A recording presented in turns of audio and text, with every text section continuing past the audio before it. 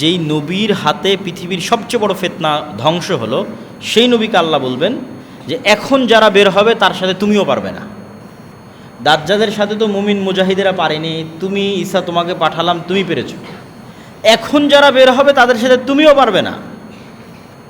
অতএব মুমিন মুজাহিদদের নিয়ে তুর পাহাড়ে আশ্রয় নাও, এখন বের হবে ইয়াজুজ মাজুজ, এদের সাথে আমার কোনো বান্দা এদের মোকাবেলা করতে পারবে না।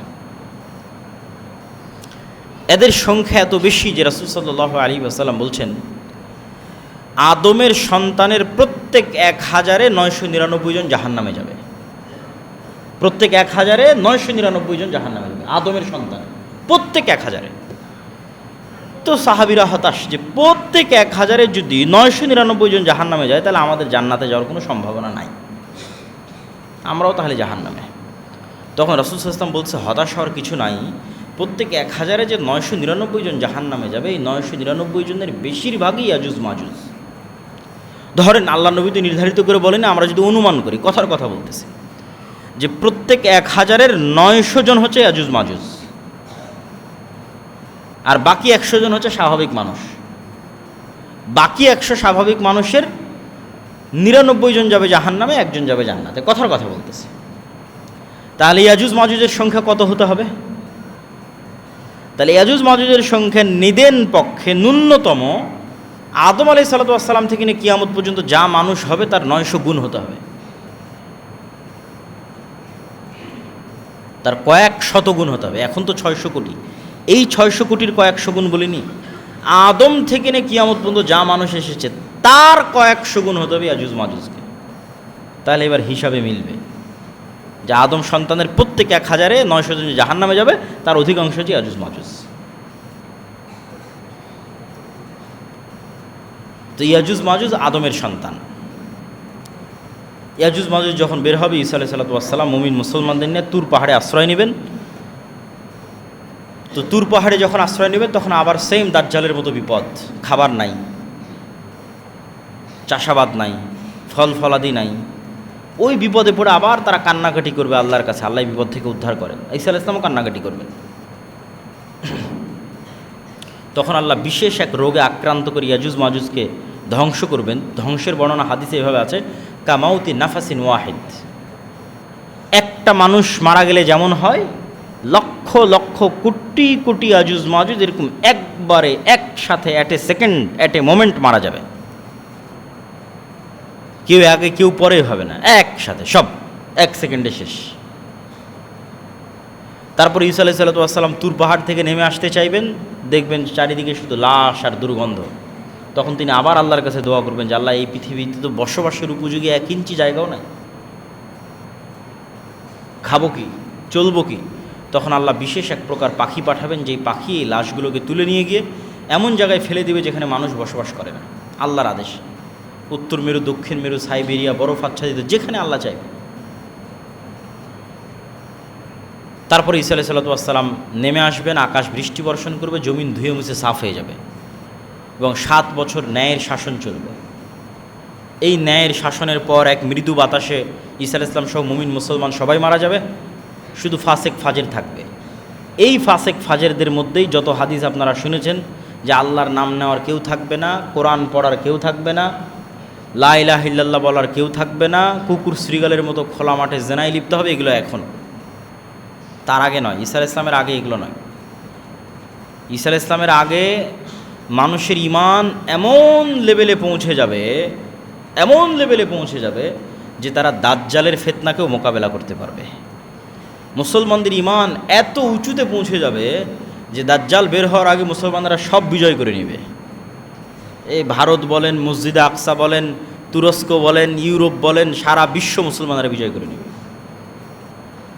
যখন মুসলমানদের বিজয় অভিযান ঠেকাতে পারবে এরকম কোনো শক্তি পৃথিবীতে বাকি নাই, না ইহুদিদের না খ্রিস্টানদের, তখন এবার রাগের মাথায় দাজ্জাল বের হবে। তাহলে যেই মুসলমানেরা সারা পৃথিবী বিজয় করবে, সেই মুসলমানদের কাছে তো নতুন কোনো নবী থাকবে না, নতুন কোনো কোরআন থাকবে না, নতুন কোনো হাদিস থাকবে না। এই কোরআনই যা আমরা পড়ছি, এই হাদিসই যা আমরা পড়ছি।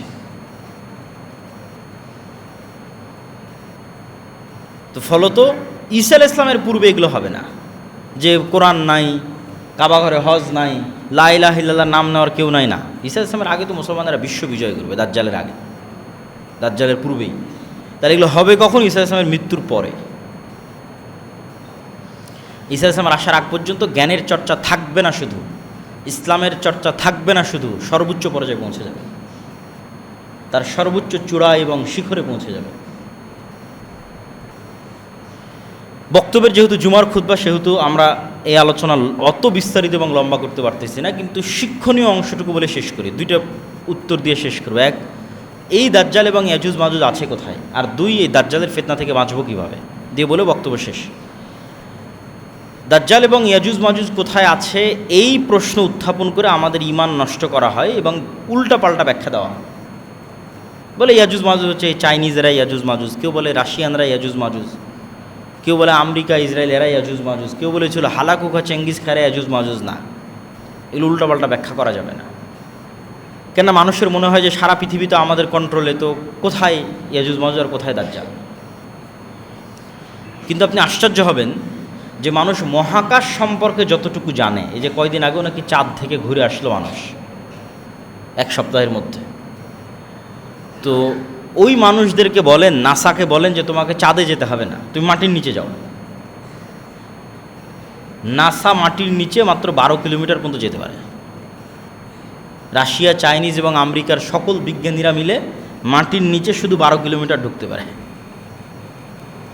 তারপরে আর কোনো যন্ত্রই টিকে না, সব আগুনে জ্বলে পড়ে ছারখার হয়ে যায়। ওরকম কোনো যন্ত্রই আর আবিষ্কার হয় না। তাহলে মানুষ মহাকাশে যত দূর গেছে, ঠিক তার উল্টা চিত্র মাটির নিচে। কিচ্ছু জানে না মানুষ মাটির নিচে কি আছে, কিছুই জানে না। 12 কিলোমিটারের পরে কি আছে মানুষ জানে না। আর জানার শক্তি এবং ক্ষমতার কনফিডেন্সও মানুষের নাই, বিজ্ঞানীদের নাই। ঠিক মানুষ মহাকাশে যত দূর গেছে তার উল্টা চিত্র মহাসমুদ্রে। মহাসমুদ্রের এমনও জায়গা আছে, এমনও গভীর খাদ আছে যেগুলোতে পৃথিবীর কোনো যন্ত্র কাজ করে না, কোনো নেভিগেশন, কোনো ইন্টারনেট নেটওয়ার্ক। এই জন্য ওগুলো দিয়ে কোনো জাহাজও যায় না, ওগুলোর উপর দিয়েও কোনো উড়োজাহাজ যায় না।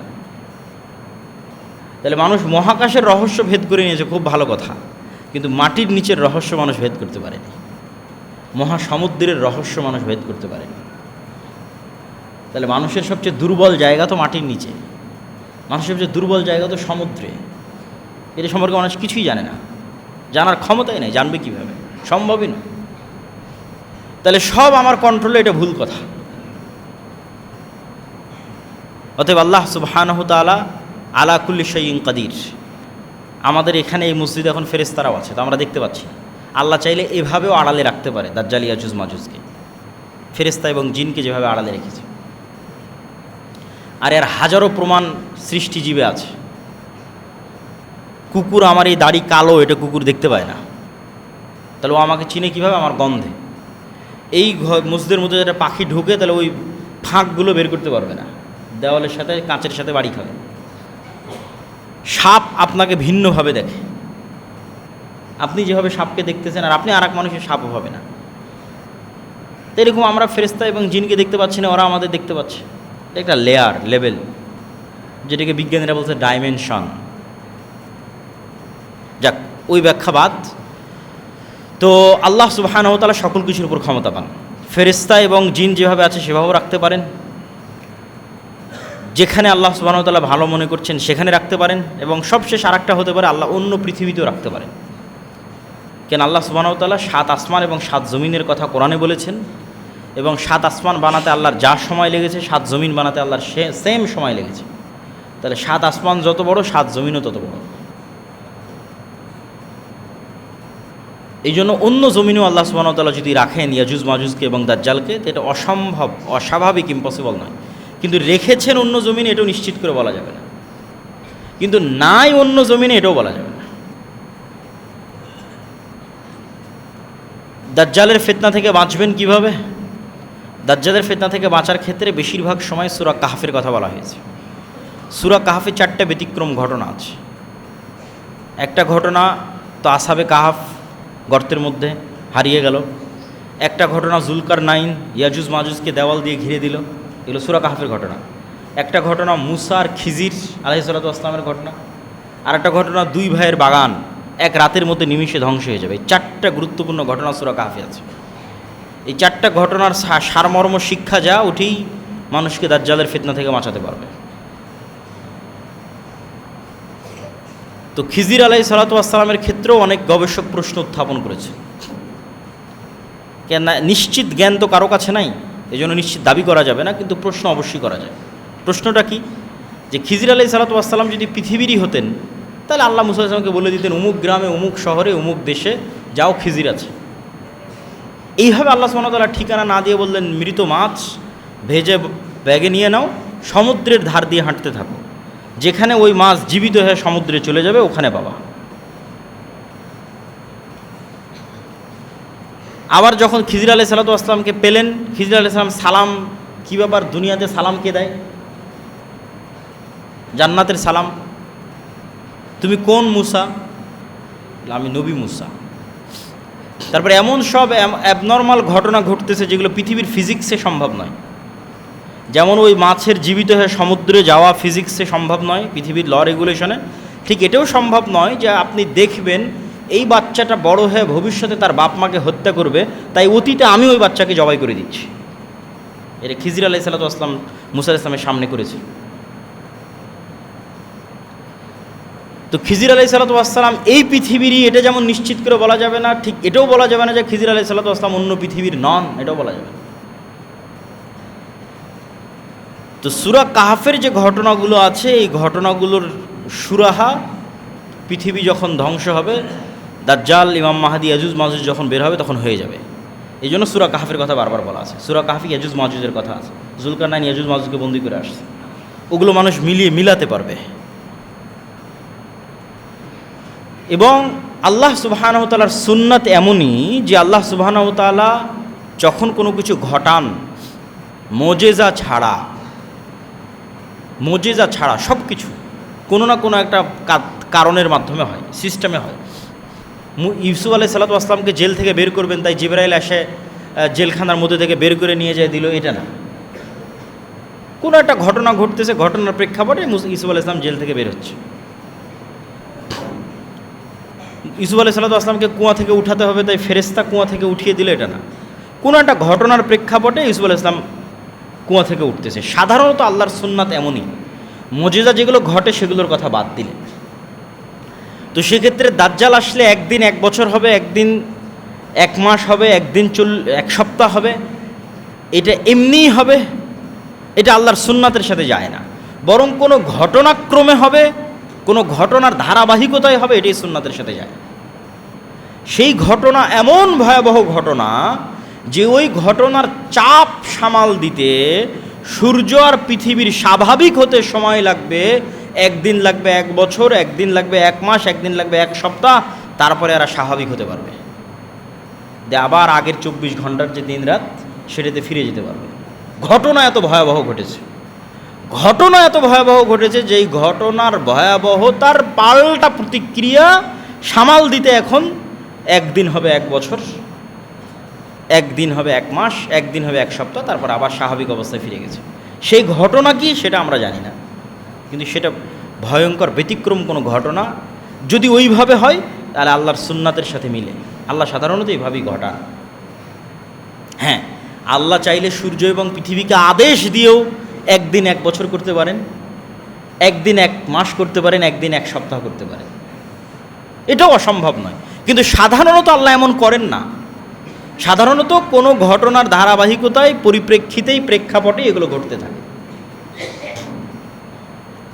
ফলত দাজ্জালের আগমনের সাথে সংশ্লিষ্ট যে বিষয়গুলো, এই বিষয়গুলো সূরা কাহফের যে ব্যতিক্রম ঘটনাগুলো আছে এগুলোর চাইতেও ব্যতিক্রম। মানে আপনি দাজ্জালের ঘটনার উপর বলবেন যে আমি ঈমান আনতে পারতেছি না, তাহলে এগুলো তো আল্লাহ অতীতে ঘটেছে বলতেছে। মানে ইয়াজুজ মাজুজকে অতীতে জুলকারনাইন দেখে এসেছে এবং এক জায়গায় বন্দি করে এসেছে, এটা অতীতে ঘটা ঘটনা। সময়ের আপেক্ষিকতা আপনি বিশ্বাস করতে চাচ্ছেন না? আসহাবে কাহফের সময়ের আপেক্ষিকতা তো অতীতে ঘটে গেছে, 309 বছর। তো সূরা কাহফের এই ঘটনাগুলোর প্রতি আমাদের ঈমান যত মজবুত হবে, আমাদের বিশ্বাস যত মজবুত হবে, পরকালের প্রতি আমাদের ঈমান যত মজবুত হবে, এবং সবচেয়ে বড় কথা যেটা বলে বক্তব্য শেষ করে দেবো, খুতবা শেষ করে দেবো, ঈসা আলাইহিস সালামের আগমন, দাজ্জালের আগমন, ইমাম মাহদির আগমন, ইয়াজুজ মাজুজের আগমন, এগুলোর চেয়েও বড় ঘটনা হচ্ছে কোরআন এবং মুহাম্মদ সাল্লাল্লাহু আলাইহি ওয়াসাল্লামের আগমন। কেন? নতুন কোনো কোরআন তখন আসবে না। ঈসা আলাইহিস সালাম এই কোরআনের উপরে আমল করবে, রাসূল সাল্লাল্লাহু আলাইহি ওয়াসাল্লামের এই হাদিসের উপরেই আমল করবে। তাহলে আসল ঘটনা কিন্তু আগেই ঘটে গেছে। এই কোরআন, এই হাদিসকে কাজে লাগিয়ে মুসলমানেরা এমন লেভেলে যাবে যে বিশ্ব বিজয় করবে। তাহলে কবে কি হবে, কবে কি ঘটবে, এটা চিন্তা না করে ওই কোরআন তো আমাদের কাছেই আছে। দাজ্জাল যেই নবীকে মানতে বলেছে, তামিম আদ-দারিকে, ওই নবীর হাদিস আমাদের সামনেই আছে। তাহলে আমাদের কাজ কি? ওই কোরআন এবং ওই হাদিসের উপর আমল করা। আর আমাদের প্রত্যেকের কিয়ামত আমাদের মৃত্যু। কিয়ামত মানে কি? পরকাল দেখা। তা আপনি মরলেই তো পরকাল দেখবেন, মরলেই কবরে যাবেন, ফেরেশতাদের দেখবেন, কবরে আযাব দেখবেন, জান্নাতের সুন্দর বাতাস দেখবেন, জাহান্নামের আগুনের তাপ দেখবেন, সবই দেখবেন, পরকালের সব দেখে নেবেন। তার কি দেখতে বাকি থাকলো? কিয়ামত হতে তো আর বাকি থাকলো না। তাহলে মৃত্যুই কিয়ামত। তাহলে আমাদের কাজ কি? যেহেতু সবচেয়ে বড় ঘটনা আগেই ঘটেছে, নতুন কোরআন আসবে না, নতুন নবী আসবে না, আর আমাদের মৃত্যুই আমাদের কিয়ামত, তাহলে আমাদের এই কোরআন এবং হাদিসের উপর আমল করতে হবে। আর দাজ্জালের ফিতনা থেকে সে বাঁচতে পারবে না যার 1 টাকা অবৈধ টাকার প্রতি লোভ আছে, ও দাজ্জালের ফিতনা থেকে বাঁচতে পারবে না। ওই আসহাবুল উখদুদের মতো আগুনে ঝাঁপিয়ে পড়ার মতো ঈমান যাদের থাকবে, যারা ওই আগুনের মধ্যে জান্নাত দেখতে পাবে, এরা দাজ্জালের ফিতনা থেকে বেঁচে থাকতে পারবে। যারা মরার জন্য প্রস্তুত থাকবে কিন্তু ঈমান বিক্রি করতে প্রস্তুত থাকবে না, এরাই দাজ্জালের ফিতনা থেকে বেঁচে থাকবে। উম্মতে মুহাম্মাদি পৃথিবীর সবচেয়ে বড় ফিতনায় পতিত হবে। নূহ আলাইহিস সালাতু ওয়াস সালামের কওম পড়েছিল শিরকের ফিতনায়। আদম আলাইহিস সালাতু ওয়াস সালাম পড়েছিলেন একটি নির্ধারিত গাছের নিকটে যাওয়া নিষেধ করার যে ফিতনা, সেই ফিতনায়। হাবিল এবং কাবিল পড়েছিল নিজের ভাইকে হত্যা, হিংসা, নারীর লোভ, লালসার ফিতনায়। লূত আলাইহিস সালাতু ওয়াস সালামের কওম পড়েছিল জেনার ফিতনায়। কিন্তু উম্মতে মুহাম্মাদির জন্য পৃথিবীর সবচেয়ে বড় ফিতনা অপেক্ষা করছে, যা এগুলোর চেয়ে বড়, যা ফেরাউনের ফিতনার চেয়ে বড়, নমরুদের ফিতনার চেয়ে বড়। সেই ফিতনা হচ্ছে দাজ্জালের ফিতনা। কেন দাজ্জালের ফিতনা ফেরাউন এবং নমরুদের ফিতনার চেয়ে বড়? কেননা আমাদের সামনে যে কোরআন আছে, এই কোরআনে যত যুক্তি তর্ক শিরকের বিরুদ্ধে, বাতিল ইলাহের বিরুদ্ধে তুলে ধরা আছে, সেই সকল যুক্তি তর্কের সারমর্ম হচ্ছে, হে দুনিয়ার মানুষ, তোমরা যেই সমস্ত ইলাহের ইবাদত করতেছ, এরা কেউ রব হওয়ার যোগ্য নয়। সারমর্ম, যে রব হওয়ার যোগ্য নয় সে ইবাদতেরও যোগ্য নয়। এই দুটা বাক্যকে কোরআনে হাজারো অ্যাঙ্গেল থেকে ফুটিয়ে তোলা আছে। যেমন দু একটা অ্যাঙ্গেল বলি। কোরআনে আল্লাহ সুবহানাহু ওয়া তাআলা বলবেন, ইব্রাহিম আলাইহিস সালাম বলতেছে তার বাপকে, ইয়া আবাতি লিমা তা'বুদ, হ্যাঁ আমার পিতা, আপনি কেমনে এমন মূর্তির পূজা করেন যে মূর্তি শুনে না, দেখে না। তা যে মূর্তি শুনে না, দেখে না, এটা বলে কি বুঝাতে চাওয়া হচ্ছে? যে তুমি যে মূর্তির ইবাদত করতেছো, এই মূর্তির রব হওয়ার যোগ্যতা নাই। কেন? ও শুনতে পায় না, দেখতে পায় না। যার রব হওয়ার যোগ্যতা নাই, তার তুমি কেমনে ইবাদত করো? আর এক জায়গায় গিয়ে আল্লাহ সুবহানাহু ওয়া তাআলা বলবে কোরআন মাজিদে, তোমরা যেই সমস্ত বাতিল ইলাহের ইবাদত করো, এদেরকে বলো তো যারা একটা মাছি সৃষ্টি করতে পারবে কিনা। কেন আল্লাহ এই কথা বলতেছে? তাহলে আমি যে শাহজালাল বলেন, শাহপরাণ বলেন, মা কালী বলেন, মা দুর্গা বলেন, ঈসা আলাইহিস সালাম বলেন, মারিয়াম আলাইহিস সালাম বলেন, দুনিয়াতে যার যার মানুষ ইবাদত করতেছে, এদেরকে আল্লাহ চ্যালেঞ্জ দিচ্ছে যে এদের বলো এরা মাছি সৃষ্টি করতে পারবে কিনা। যদি মাছি সৃষ্টি করতে না পারে, তাহলে তারা রব হওয়ার যোগ্য নয়। যদি রব হওয়ার যোগ্য না হয়, তাহলে কেমনে ইবাদতের যোগ্য? তোমরা দুনিয়াতে যত মানুষের ইবাদত করতেছে, এদের বলো যে লাম ইয়ালিদ ওয়া লাম ইউলাদ, এদের বাপ মা আছে কিনা। ঈসা আলাইহিস সালাম, মারিয়াম আলাইহিস সালামের বাপ মা আছে কিনা। শাহজালাল, শাহপরানের বাপ মা আছে কিনা। যদি থেকে থাকে, তাহলে তারা রব হওয়ার যোগ্য হলো না। তোমরা যাদের ইবাদত করছো, তাদের দেখো যে এরা আল হাই আল কাইয়ুম, চিরঞ্জীব কিনা, না মারা গেছে। যদি শাহজালাল মারা গিয়ে থাকে, যদি মারিয়াম আলাইহিস সালাম মারা গিয়ে থাকে, যদি মা কালী, মা দুর্গা এদের মৃত্যু হয়ে থাকে, তাহলে তো এরা রব নয়। যদি এরা রব না হয়, তাহলে এরা ইবাদতের যোগ্য নয়। বলতে বলতে আল্লাহ সুবহানাহু ওয়া তাআলা কোরআন মাজিদে এমনও বলেছে যে তোমরা যাদের ইবাদত করছো এদের বলো যে এরা পৃথিবীর অতটুকুর মালিকানা দাবি করতে পারে কি না যতটুকু খেজুরের বিচির উপরে যে পাতলা আবরণ আছে পরল, এই পাতলা আবরণ যতটুকু এতটুকুর মালিকানা এরা দাবি করতে পারবে কি না। ওটাও বাদ দিলাম, আল্লাহ এভাবেই বলছেন, ওটাও বাদ দিলাম, বাদ দাও।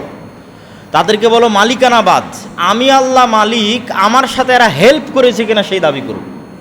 যে আমি আসমান জমিন সহযোগিতা করেছি, শাহজালাল বলুক যে আমি আসমান জমিন বানাতে আল্লাহকে হেল্প করেছি। ঈসা আলাইহিস সালাম, মারিয়াম আলাইহিস সালাম বলুক যে আমি আল্লাহকে আসমান জমিন বানাতে সহযোগিতা করেছি, আমি বৃষ্টি বর্ষণ করতে আল্লাহকে সহযোগিতা করেছি। মা কালী মা দুর্গা বলুক যে আমি আল্লাহকে সহযোগিতা করেছি। মালিকানা বাদ দিলাম, আমার মালিকানা হেল্প করেছে কিনা সেটা দাবি করো, দাবি করতে পারবে না। তাহলে চতুর অ্যাঙ্গেল থেকে আল্লাহ সুবহানাহু ওয়া তাআলা এটা প্রমাণ করতে চাচ্ছেন যে তোমরা যাদের ইবাদত করতেছো এদের মধ্যে রব হওয়ার গুণ নাই। যার মধ্যে রব হওয়ার যোগ্যতা নাই সে ইবাদতের যোগ্য নয়। তো এত কিছু বলেও তো মানুষকে হেদায়েত করা যাচ্ছে না। পয়েন্টটা বুঝেন কেন দাজ্জালের ফিতনা ভয়ঙ্কর, এখন আমি আসিনি। এত যুক্তি দিয়েও মানুষকে হেদায়েত করা যাচ্ছে না। মানুষ শাহজালালের কবরেই যাচ্ছে, ঈসা আলাইহিস সালামের মূর্তির সামনেই সিজদা করতেছে, মা কালী মা দুর্গার মূর্তির সামনেই সিজদা করতেছে। তাহলে রবের ন্যূনতম যোগ্যতা না থাকার পরেও মানুষ ফেরাউনের ইবাদত করেছে। রব হওয়ার ন্যূনতম যোগ্যতা না থাকার পরও মানুষ নমরুদের ইবাদত করেছে। রব হওয়ার ন্যূনতম যোগ্যতা না থাকার পরও এবং আল্লাহর এত যুক্তি তর্কের বিপরীতে গিয়ে মানুষ এই সমস্ত বাতিল ইলাহের ইবাদত করতেছে। তাহলে যেই দিন এমন ব্যক্তির আবির্ভাব হবে যে রবের প্রমাণ দিয়ে দিবে যে আমি রব, প্রমাণ নাও, আসমানকে আদেশ করব আসমান বৃষ্টি বর্ষণ করবে, জমিনকে আদেশ করব জমিন ফসল উৎপাদন করবে। যদি বলি আসমান বৃষ্টি বর্ষণ করিও না, করবে না। যদি বলি জমিন ফসল উৎপাদন করো না, তাহলে করবে না। তাহলে সেই দিন মানুষের কি হবে? কেন দাজ্জালের ফিতনা ভয়াবহ এটা যদি আমি বুঝাতে না পারি তাহলে সেটা আমার ব্যর্থতা। বাতিল ইলাহ যাদের রব হওয়ার ন্যূনতম যোগ্যতা নাই তাদের থেকেই তো মানুষকে হেদায়েত করা যাচ্ছে না। তাহলে যেই দিন এমন শক্তি আসবে যে রবের ক্ষমতা নিয়ে আসবে, ওর থেকে মানুষ কেমনে নিজের ঈমান বাঁচাবে? শাহজালাল তো মানুষকে দেখায়নি যে আমি আকাশ থেকে বৃষ্টি বর্ষণ করতেছি আমার আদেশে, তাও তো ওখানে গিয়ে মানুষ পূজা দিচ্ছে। কিন্তু যেদিন দাজ্জাল দেখাবে যে আমার আদেশে আসমান থেকে বৃষ্টি হচ্ছে, সেই দিন মানুষের কি হবে? এই জন্য এটি পৃথিবীর ইতিহাসের সবচেয়ে ভয়ঙ্কর ফিতনা। এই রকম ভয়াবহ ফিতনা পৃথিবী তার অতীতে কোনোদিন আসেনি। আর এই ফিতনা থেকে মানুষের পক্ষে বেঁচে থাকাও সহজ নয়, অনেক কঠিন। মানুষকে এত যুক্তি তর্ক দিয়ে বাতিল ইলাহ থেকে বাঁচিয়ে রাখা যাচ্ছে না, তো দাজ্জাল থেকে কিভাবে বাঁচিয়ে রাখা যাবে? কেন দাজ্জাল তো তখন রবের প্রমাণ দেবে, তখন তো আর যুক্তি তর্ক খাটবে না। এখন তো অন্তত আমি চ্যালেঞ্জ করতে পারতেছি, আর ও তো এটা পারে না, ও তো এটা পারে না। দাজ্জাল বলবে আমি পারি, মরা মানুষকে জীবিত করে দেবে। এই জন্য দাজ্জালের ফিতনা পৃথিবীর সবচেয়ে বড় ফিতনা। আর এই ফিতনা মোকাবেলা করবে উম্মতে মুহাম্মাদি। রাসূলুল্লাহ সাল্লাল্লাহু আলাইহি ওয়াসাল্লাম বললেন, আমার পরে কিয়ামত পর্যন্ত 6টা জিনিসকে গণনা করো। 1 নাম্বার আমার মৃত্যু, 2 নাম্বার মসজিদে আকসার বিজয়, যা ইতিমধ্যে 2 বার হয়েছে, 2 বারই খ্রিস্টানদের কাছ থেকে বিজয় করা হয়েছে। আর যদি 3য় বার বিজয় হয় তাহলে হবে ইহুদিদের নিকট থেকে। 3 নাম্বার এমন ভয়ঙ্কর মহামারী যে প্রাণীতে যদি মহামারী লাগে যেমন একটাও বাঁচে না, মুরগির খামারে যদি মহামারী লাগে তো সব মুরগি মরে সাফ হয়ে যায়, একটাও মুরগি বাঁচে না। তো এরকম মহামারী দেখা দিবে যে মানুষ পৃথিবীর মরে সব সাফ। 600 কোটির মধ্যে 1 লক্ষ বেঁচে আছে, সব মরে গেছে। 10 লক্ষ বেঁচে আছে, সব মরে গেছে। 1 কোটি বেঁচে আছে, সব মরে গেছে। এরকম ভয়ঙ্কর ভয়াবহ মহামারী। তো যখনই ভয়ঙ্কর ভয়াবহ কোনো মহামারী দেখা দিয়েছে, সাহাবিরা তাবিরা আলেম ওলামারা মনে করেছে এটাই মনে হয় সেই মহামারী। আল্লাহ ভালো জানে সেটা কোন মহামারী। তারপরে এমন ধন সম্পদের আধিক্য হবে যে মানুষকে 100 টাকা দিলেও মনে করবে কম দিল। কেন ওর নিজের কাছে এত হাজার হাজার টাকা আছে, 1 কোটি টাকা দিলে মনে করবে যে দিল মনে হয় কিছু, যেহেতু 1 কোটি টাকা দিয়েছে। কিন্তু 100 টাকা এটা গণনার মধ্যেই আসবে না। কিছু কিছু আলেম ওলামা বলেছেন এটা ওমর ইবনে আব্দুল আজিজের যুগে পার হয়ে গেছে, আল্লাহু আলাম। তারপরে রাসূল সাল্লাল্লাহু আলাইহি ওয়াসাল্লাম বললেন, এমন এক ফিতনা যেই ফিতনায় যুক্ত হয়ে যাবে আরবের প্রত্যেকটা ঘর,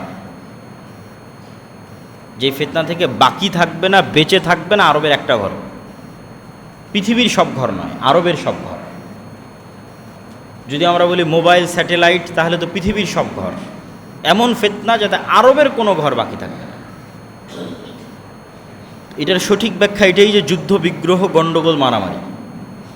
এমন যুদ্ধ বিগ্রহ, এমন গণ্ডগোল, মারামারি যেটাতে সারা আরবের সব মানুষ যুক্ত হয়ে যাবে। এটার সাপোর্টে আর একটা হাদিস তুলে ধরা যায়। রাসূল সাল্লাল্লাহু আলাইহি ওয়াসাল্লাম বললেন, অচিরেই ফরাত নদী থেকে জিবালুদ যাহাব, স্বর্ণের পাহাড় বের হবে।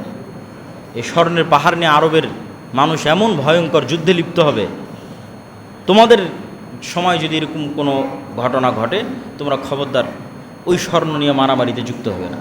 এটা ফিতনা। স্বর্ণ মানে যদি প্রকৃত স্বর্ণ হয় তাও ঠিক। কেন? আজ থেকে 500 বছর আগের মানুষও বিশ্বাস করবে না যে মাটির নিচ থেকে এভাবে তেল বের হচ্ছে, আর সেই তেল দিয়ে আমরা বিমান চালাচ্ছি আর গাড়ি চালাচ্ছি। তাহলে মরুভূমির নিচে যে তেল আছে এটা যেমন মানুষ জানতো না, তো মরুভূমির নিচে যে পানির নিচে, সমুদ্র নদীর নিচে যে স্বর্ণ আছে এটা অজানা, অস্বাভাবিক নয়। আর যদি স্বর্ণ মানে দামি কিছু হয়, তো তেল তো অনেক দামি, স্বর্ণের চেয়ে দামি। মানুষ স্বর্ণের চেয়ে দামি না হলে পেট্রোল পাম্পে লাইন দিয়েছে, কত টাকায় বিক্রি করবেন, তত টাকা দিয়ে মানুষ কিনে নেবে। স্বর্ণের চেয়ে বেশি দামেও কিনে নেবে তেল। তো তেল নিয়ে মারামারিও হতে পারে, আল্লাহু আলাম। কিন্তু এমন এক ফিতনা যাতে আরবের প্রত্যেক ঘর যুক্ত হবে। সুম্মা হুদনাতুন বাইনাকুম ওয়া বাইনার রোম, তারপরে এমন একটা চুক্তি, যেই চুক্তি তোমাদের মধ্যে আর রোমানদের মধ্যে হবে। তো এই হাদিস যখন যে যুগের আলেম পড়েছে, সে তার যুগ অনুযায়ী মিলাতে চেয়েছে। যেমন আজ থেকে 500 বছর আগে যদি কোনো আলেম এই হাদিস পড়ে, তো 500 বছর আগে ইসরায়েলও ছিল না, 500 বছর আগে আমেরিকাও ছিল না।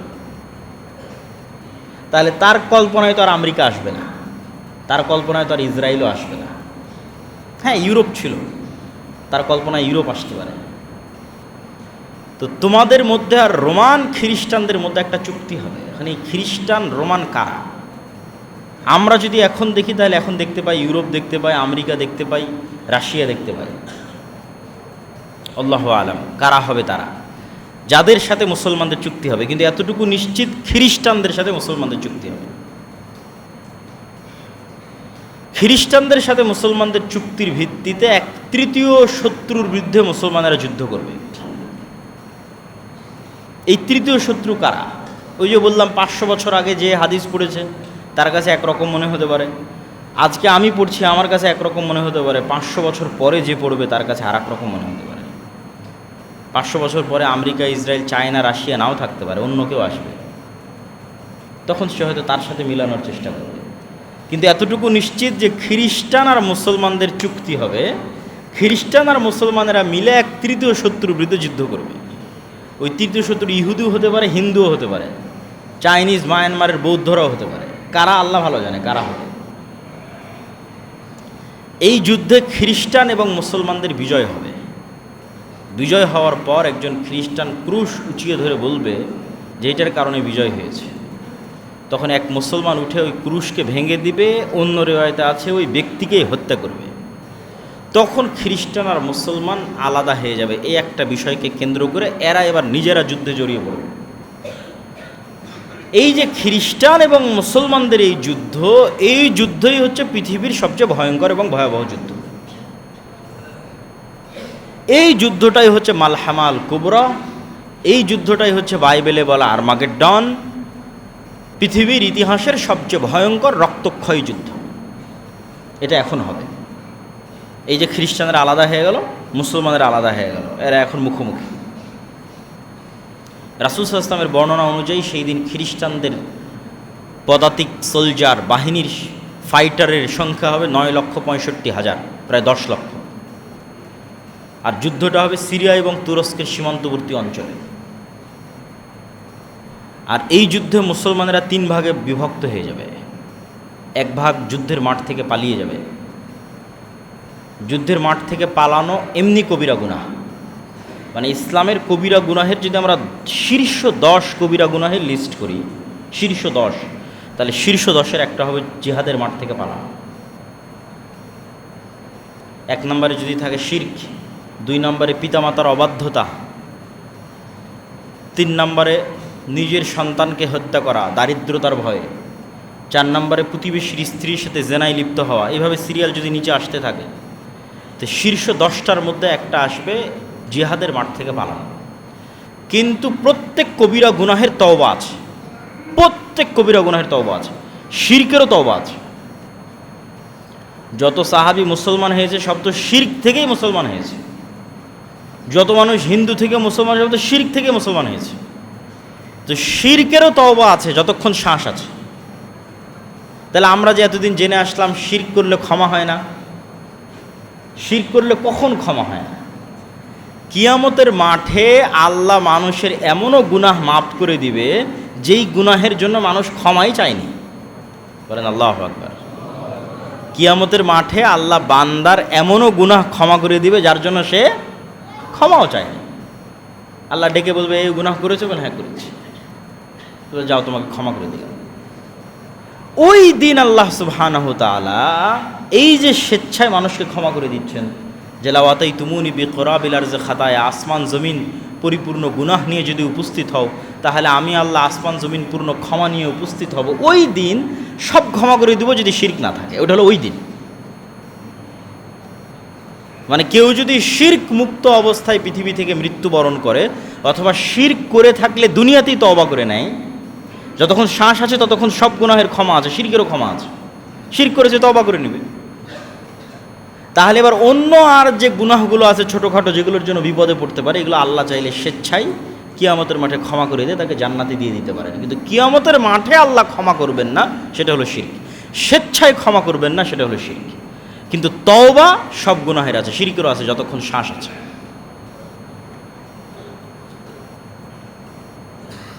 তো আমরা আলোচনা করছিলাম যে কিয়ামতের পূর্ব মুহূর্তে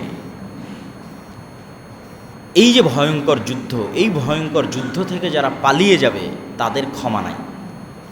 লা ইয়াতুবুল্লাহু আলাইহিম আবাদা। এই ভয়ঙ্কর যুদ্ধের দিন যারা জিহাদের মাঠ থেকে পালিয়ে যাবে, এদের তওবা কোনোদিন কবুল হবে না।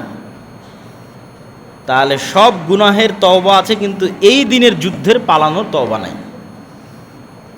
3 ভাগের 1 ভাগ মুসলমান শহীদ হয়ে যাবে, হুম আফজাল শুহাদাইল আরজ, তারা পৃথিবীর শ্রেষ্ঠ শহীদ।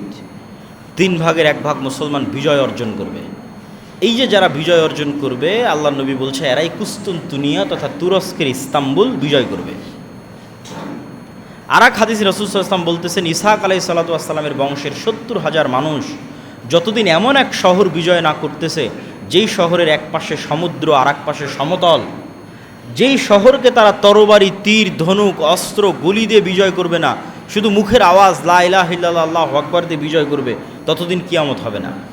তো কোনো ব্যাখ্যাকার লিখেছেন যে এই যে ভয়ঙ্কর যুদ্ধ হলো সিরিয়া এবং তুরস্কের সীমান্তবর্তী অঞ্চলে, এই যুদ্ধের পরে মুসলমানদের যে বিজয় অভিযান চলতে থাকবে, কেননা 10 লক্ষ খ্রিস্টান এখানে খতম হয়ে গেছে, খ্রিস্টানদের শক্তি শেষ, এখন আর কোনো বাধা নাই। এই যে মুসলমানদের বিজয় অভিযান চলবে, বিজয় অভিযানে প্রথম বিজয় হবে কুস্তুনতুনিয়া, তুরস্কের ইস্তাম্বুল। তো ওই হাদিস দ্বারা এটা উদ্দেশ্য হতে পারে, অথবা এই বিজয় অভিযান চলতে চলতে চলতে চলতে একদম ইউরোপের কলজার মধ্যে ঢুকে গিয়ে ইউরোপের বিশাল শহর ইতালির রাজধানী রোম পর্যন্ত পৌঁছে যাবে, এবং যখন রোমে পৌঁছে যাবে তখন আর অস্ত্র ব্যবহার করা লাগবে না, তখন তাকবীর দিয়ে রোম বিজয় হবে। ওটাও হতে পারে। তো এই কুস্তুনতুনিয়া বিজয় অথবা ইতালির রাজধানী রোম বিজয়, এই দুইটার কোনো একটা বিজয়ের পরে শয়তান মিথ্যা চিৎকার করে বলবে, দাজ্জাল তোমাদের বাড়িতে ঘরে ঢুকে গেছে। তবে এখানে তার আগে আরেকটা তথ্য শুনে নিই, এই যুদ্ধে কেমন মানুষ মারা গেছে। এই যুদ্ধে এত মানুষ মারা গেছে যে পাখি 1 মাস আকাশে উড়লে লাশের সারি শেষ হবে না। এত মানুষ মারা গেছে যে গনিমতের মাল ও মালের ওয়ারিস কেউ থাকবে না, যে আমি যদি গনিমতের মাল পাবো তো আমার বংশে কেউ বেঁচে নাই, তো কে ওয়ারিস হবে? মানুষ যে মারা গেছে তার যে সয় সম্পত্তি রেখে গেছে কে ওয়ারিস হবে? তার পুরো বংশে যদি 100 জন থাকে তো মাত্র একজন বেঁচে থাকবে। এই ভয়ঙ্কর ভয়াবহ যুদ্ধ হচ্ছে সেই যুদ্ধ। এই যুদ্ধের আরেকটা তথ্য রাসূল সাল্লাল্লাহু আলাইহি ওয়াসাল্লাম বলেছেন যে এই যুদ্ধে ইয়াখরুজু খিয়ারু আহলিল আরজ মিনাল মাদিনা, এই যুদ্ধে তৎকালীন বিশ্বের সবচেয়ে আল্লাহওয়ালা তাকওয়াবান পরহেজগার মানুষেরা মদিনা থেকে বের হয়ে আসবে সিরিয়ার এই যুদ্ধে অংশগ্রহণ করার জন্য। যাদেরকে রোমান খ্রিস্টানরা বলবে তোমাদের সাথে তো আমাদের কোনো সমস্যা নেই, তোমরা কেন এই যুদ্ধে অংশ নিচ্ছ, তারা বলবে আমরা আমাদের সিরিয়ার ভাইদের একাই ছেড়ে দিতে পারি না, এই জন্য আমরাও এই যুদ্ধে অংশ নেব। তথা মদিনা এবং সিরিয়ার মানুষেরা হবে এই বিশাল মুজাহিদ বাহিনীর একটা বড় অংশ, সিরিয়ার মানুষ এবং মদিনার মানুষ। তো এই যে এই যুদ্ধের পরে খ্রিস্টানদের যে পরাজয় হয়ে গেল, এদের তো আর কিছু বাকি নাই, এখন বিজয়ের পর বিজয়, বিজয় চলতে চলতে ইতালির রাজধানী রোম পর্যন্ত পৌঁছতে পারে মর্মে কিছু হাদিসের ব্যাখ্যা এবং কিছু জয়ীফ হাদিস দ্বারাও প্রমাণিত হয়, আল্লাহ ভালো জানে। অথবা তুরস্কের ইস্তাম্বুল পর্যন্তই শেষ। তুরস্কের ইস্তাম্বুল হোক অথবা ইতালির রাজধানী রোম হোক, শয়তান যখন আকাশ থেকে চিৎকার করে বলবে তোমাদের বাড়িতে দাজ্জাল প্রবেশ করেছে, তখন এই মুমিন মুজাহিদরা হতভম্ব হয়ে যাবে, কেন এটা পৃথিবীর সবচেয়ে বড় ফিতনা দাজ্জালের আগমন। তখন তারা দাজ্জাল সত্যি এসেছে কি না এই ভয়ঙ্কর শকিং নিউজে যুদ্ধ বাদ দিয়ে, বিজয় অভিযান বাদ দিয়ে আবার ফিরে আসবে সিরিয়াতে। তো এখনও দাজ্জাল বের হয়নি, কিন্তু সিরিয়ার রাজধানী দামেশকে ফিরে আসতে আসতে দাজ্জাল সত্যি বের হয়ে যাবে, দাজ্জাল সত্যি সত্যি প্রকাশ পাবে। এবং দাজ্জাল প্রকাশ পাওয়ার পর তার যে ফিতনা হবে, সে ফিতনা খুব ভয়াবহ। রাসূল সাল্লাল্লাহু আলাইহি ওয়াসাল্লাম বললেন তার গতি হবে কাগাইসিন ইস্তাদবারাতহুর রিহ, আকাশের ঝড় বৃষ্টি হলে মেঘমালার গতি যেমন থাকে তেমন। তার পৃথিবীতে বসবাস হবে 40 দিন, একদিন 1 বছর, দ্বিতীয় দিন 1 মাস, তৃতীয় দিন 1 সপ্তাহ। এবং সে যেই অঞ্চল দিয়ে যাবে, যে অঞ্চলের মানুষ ঈমান আনবে, তাদের ধন সম্পদ মৌমাছি যেভাবে মধুর চাকের পিছনে ছোটে, ধন সম্পদ টাকা পয়সা ওই এলাকার মানুষের পিছনে ওইভাবে ছুটবে, আরামায়েশ। আর যারা ঈমান আনবে না তাদের কোনো খাবারই থাকবে না, যেহেতু জমিনও ফসল উৎপাদন করবে না, সেহেতু পাতাও থাকবে না। তো কি খাবে? এরকম কাঠ, তীর ধনুক কাঠ, এগুলো চাবিয়ে চাবিয়ে এগুলোর মধ্যে থেকে যদি কোনো রস বের হয় সেটা তখন মানুষ খাবে। এটা হচ্ছে আমার হাদিস। কেন? যেহেতু জমিন একটা ঘাসও উৎপাদন করবে না, তাহলে তো ঘাসও পাবে না, পাতাও পাবে না। তাহলে কীভাবে? আগে থেকে বাড়িতে থাকা যে কাঠ খড় যেগুলো ছিল সেগুলো চাপাবে। এরকম ভয়ঙ্কর দুর্ভিক্ষের মধ্যে পড়ে যাবে মুসলমানরা, যারা ঈমান আনবে না দাজ্জালের উপর তারা। এবং দাজ্জালের এই অলৌকিক ক্ষমতা যে মৃতকেও জীবিত করতে পারে, জান্নাত থাকবে, জাহান্নাম থাকবে, সব থাকবে। এই অলৌকিক ক্ষমতাকে মোকাবেলা করার জন্য আর এক অলৌকিক ক্ষমতাধর ঈসা আলাইহিস সালাতু ওয়াস সালাম আসবেন, যার অলৌকিক ক্ষমতা এত ভয়ঙ্কর, এরকম নিঃশ্বাস তার যতদূর পর্যন্ত যাবে এতদূর যে কাফের থাকবে সে নিঃশ্বাসে মারা যাবে। এইরকম অলৌকিক ক্ষমতা সম্পন্ন, নিঃশ্বাসে কাফের মারা যাবে। এবং দেখলে দাজ্জাল মারা যাবে, অস্ত্র প্রয়োগ করা লাগবে না। দাজ্জাল চোখ দিয়ে দেখবে ঈসা আলাইহিস সালাতু ওয়াস সালামকে, এই দৃষ্টিতে সে মারা যাবে। কিন্তু তাকে মরতে দেওয়া হবে না, ঈসা আলাইহিস সালাতু ওয়াস সালাম তাকে নিজে হাতে হত্যা করবে। বাবিলুদ, যা ইসরায়েলের রাজধানী তেল আবিব থেকে অতি নিকটে। এবং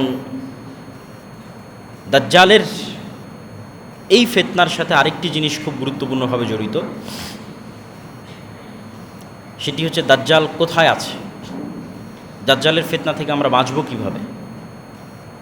তো দাজ্জাল কোথায় আছে মর্মে তামিম আদ-দারির একটি হাদিস খুব প্রসিদ্ধ, যে এক সমুদ্র সফরে তামিম আদ-দারি বের হলো 30 জন মানুষ নিয়ে। ঝড় বৃষ্টিতে নৌকার কোনো দিক থাকলো না, সমুদ্রের ঢেউ তাদের নিয়ে খেললো 1 মাস। 1 মাস পর যখন ঝড় বৃষ্টি থামলো, এক দ্বীপে গিয়ে ভিড়ল। সেই দ্বীপে দেখে এক জীব জন্তু জানোয়ার প্রাণী, যার আগা মাথা সব লোম দিয়ে ঢাকা, প্রাণী কথা বলতেছে। তা যেহেতু আমরা কোনো দিন গরু ছাগল মহিষ ভেড়া মুরগি এদের কথা বলতে দেখিনি, তাহলে জীবজন্তু জানোয়ার কথা বললে তো আমরা ভয় পেয়ে যাব। তো তাদেরও তাই হলো, তারা মনে করলো তো জিন। মানুষ কথা বলতে পারে, প্রাণী কিভাবে কথা বলে, পশু কিভাবে কথা বলে, জানোয়ার কিভাবে কথা বলে, জীব জন্তু কিভাবে কথা বলে। তো ওকে জিন শয়তান মনে করে মানুষের খোঁজে সে বলল যে এইদিকে এক মানুষ আছে, যাও দেখা করো। তো এই মনে করে সেই দিকে আগাতে থাকলো, গিয়ে দেখে সেখানে বৃহৎ আকৃতির এক মানুষ, যেরকম বৃহৎ আকৃতির মানুষ অতীতে কোনো দিন দেখেনি। তখন দাজ্জাল যদি বৃহৎ আকৃতির হয়, এটা সন্দেহের কিছু নয়। কেন সন্দেহের কিছু নয়? স্বয়ং আদম আলাইহিস সালাতু ওয়াস সালাম নিজেই 60 হাত, 30-40 মিটার, 10 তলা বিল্ডিংয়ের চাইতে উঁচু হবে। তো আদম আলাইহিস সালাতু ওয়াস সালাম নিজে যদি এখন আমার সামনে উপস্থিত হয়, তো আমি বিশ্বাস করতে পারবো না। তাহলে আদমের সন্তান দাজ্জাল বৃহৎ আকৃতির হতেই পারে, অস্বাভাবিক কিছু নয়, অসম্ভব কিছু নয়। মানে কেউ কেউ এরকম যুক্তি দেয় যে না, দাজ্জাল কীভাবে এত বিশাল আকৃতির হতে পারে, অতএব দাজ্জাল মানে আমেরিকা, অতএব দাজ্জাল মানে ChatGPT, AI। এগুলো ভুয়া কথা, এগুলোর কোনো ভিত্তি নেই। দাজ্জাল আদমের সন্তান, মানুষ, কেমনে বিশাল আকৃতির হতে পারে? আদম নিজেই তো বিশাল আকৃতির। আদমই যদি আলাইহিস সালাতু ওয়াস সালাম আমার সামনে বিশ্বাস করতে পারবো না, তাহলে তার সন্তান বিশাল আকৃতির হতেই পারে। তো দাজ্জালের সাথে তামিম আদ-দারির যে সাক্ষাৎ, সেই সাক্ষাতে দাজ্জাল 4টা প্রশ্ন করেছে। বহায়রা তাবারিয়া, নাখলে বাইসান, আইনে জোগার, নবিয়াল উম্মি। বহায়রা তাবারিয়া, lake of Tiberia, sea of Galilee, এটা ইসরায়েলের সীমানার মধ্যে। এখন বাইবেলের বর্ণনা অনুযায়ী